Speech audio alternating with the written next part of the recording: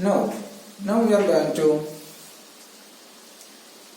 some properties that is related to the multiplicative and completely multiplicative functions. What about if you define a function, a power function? How to define a power function? The power function, it is denoted by n power alpha, where alpha greater than or equals, alpha is a fixed real or complex number, whatever. Alpha is a fixed real or complex number. Then this n power alpha is said to be a power function. It is said to be a power function. And it is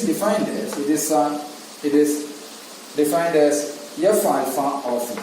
This f alpha of n equals n power alpha. F alpha of n equals n power alpha.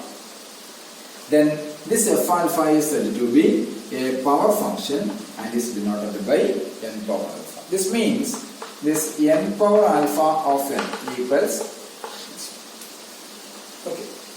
So if you define the function f alpha of n equals n power alpha, where alpha is a fixed real or complex number, then what about this power function? Is it multiplicative or completely multiplicative? So listen, what is f alpha of 1?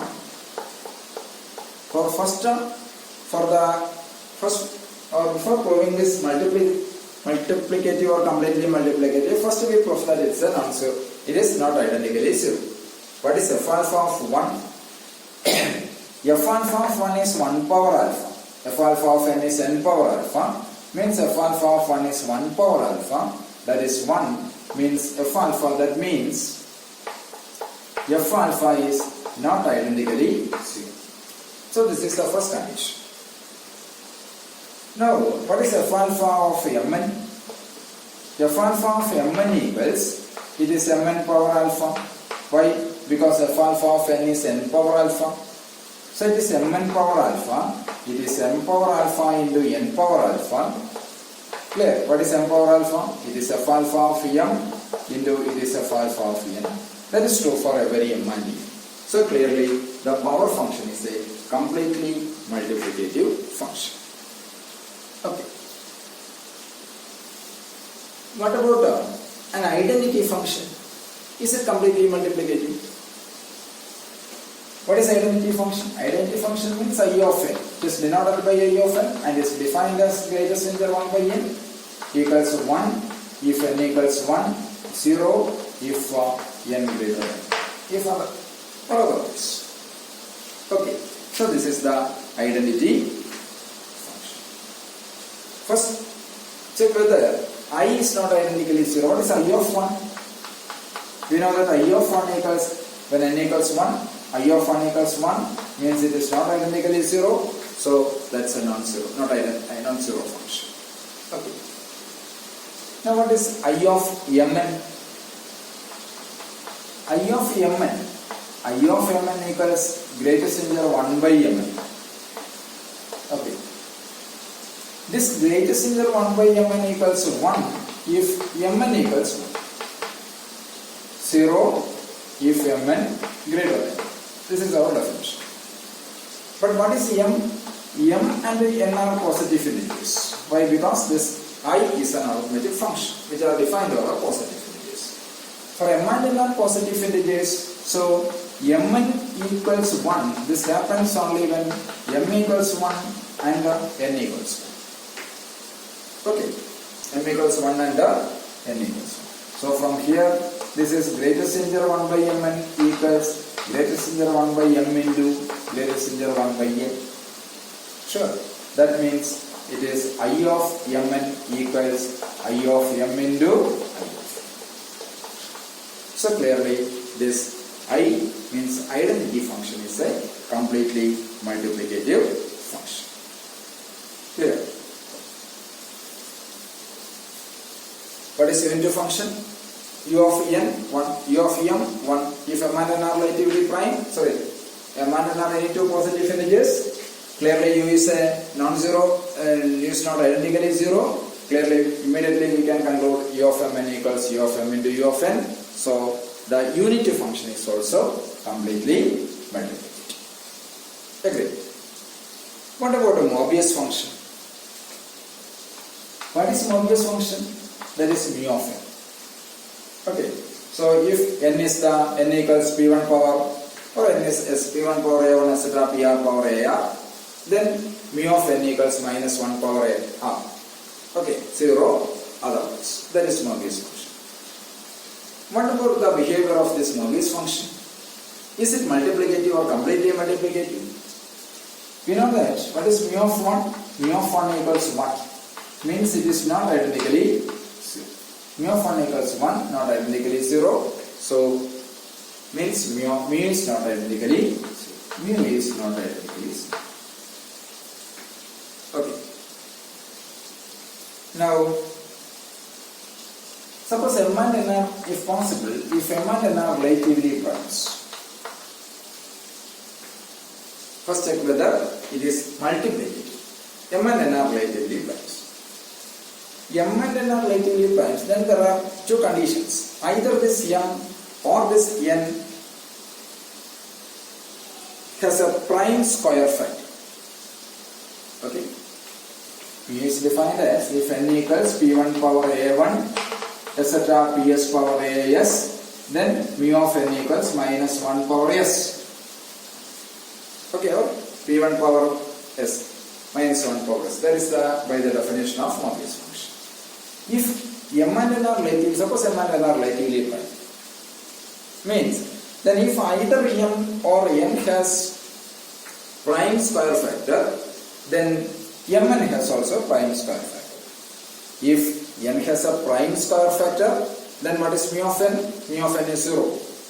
That is by the definition of Mobius function. Okay, Mobius function is defined as, how we define the Mobius function?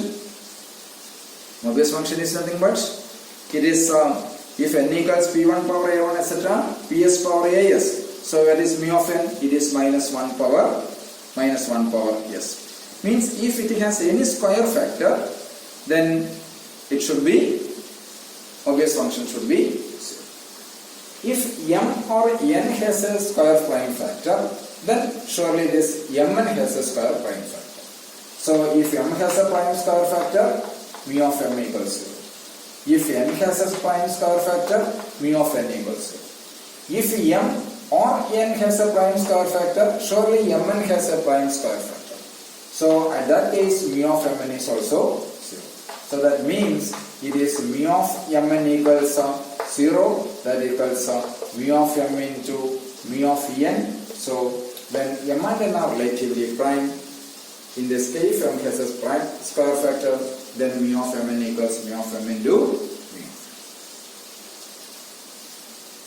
Now suppose m and n has no such square factors.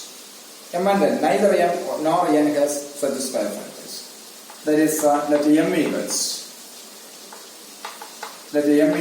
p1 into etc. into ps, and n equals q1 into etc. into q. Okay. Clearly, where this pi differs from qg. If they are same, then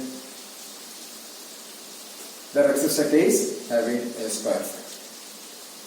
Okay. So pi differs from qj, where I ranges from 1 to s and j ranges from 1 to t. So when m equals p1 etc. ps, what is mu of 1? Mu of 1 equals minus 1 power s. Agreed? So mu of m. And what is mu of n? Mu of n equals minus 1 power t. Why? Because n equals q1 etc. q. Agreed? So what is mu of mn? What is mn here? So mn equals mu of mn equals, it is mn. What is mn? Mn equals p1 etc. ps into q1 etc. qt. So it is mu of mn equals minus 1 power s plus t equals minus 1 power s into minus 1 power t equals mu of m into mu of n. That is, when m and n are relatively prime, mu of mn equals mu of m into mu of n means the Möbius function is a multiplicative function. Okay. Is it completely multiplicative? That's our next question. Is it completely multiplicative? For that, what is mu of 4? What is 4? 4 means 2 square. Okay, 2 square means it is a square prime factor. Square prime factor. So mu of 4 equals 0. What is mu of 2? 2 means 2 power 1. So it is, what is 2? 2 means 2 power 1. So mu of 2 equals minus 1 power 1, that is minus 1. Minus 1 power 1 means minus 1. But mu of 4, what is mu of 2 into mu of 2? It is minus 1 into minus 1, that is 1. That is, but mu of 4 is 0. Mu of 4 means mu of 2 into 2, that is not equal to mu of 2 into mu of 2. So from this example, we can say that this mu is not completely multiplicative. Why? Because 4 and 2 has common factor 2, means they are not relatively primes. So since 2 and 4 are not relatively primes, here we can show that mu of 4 differs from mu of 2 into mu of 2. So means mu is not completely multiplicative. So mu is multiplicative but not completely multiplicative. Okay.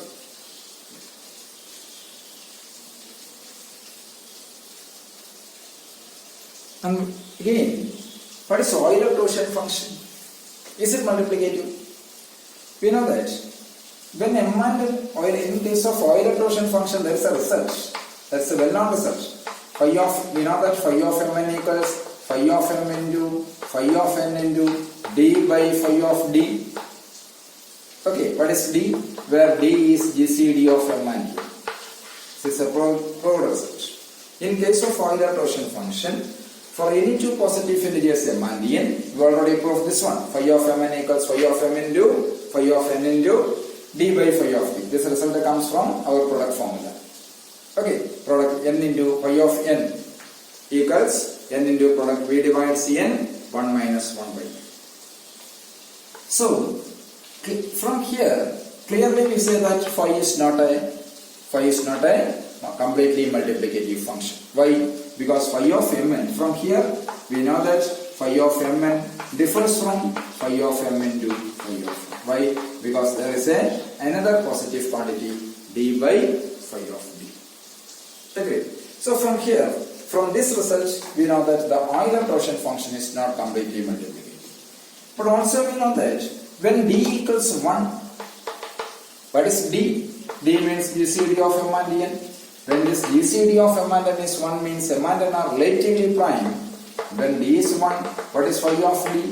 Phi of 1 is 1. So this result reduces to, we know that also phi of mn equals phi of m into phi of n. When m and n are relatively prime, that means phi is multiplicative. So the Euler-Torsion function behaves like this Möbius function. That means there is Euler-Torsion function and the Möbius functions are multiplicative but not completely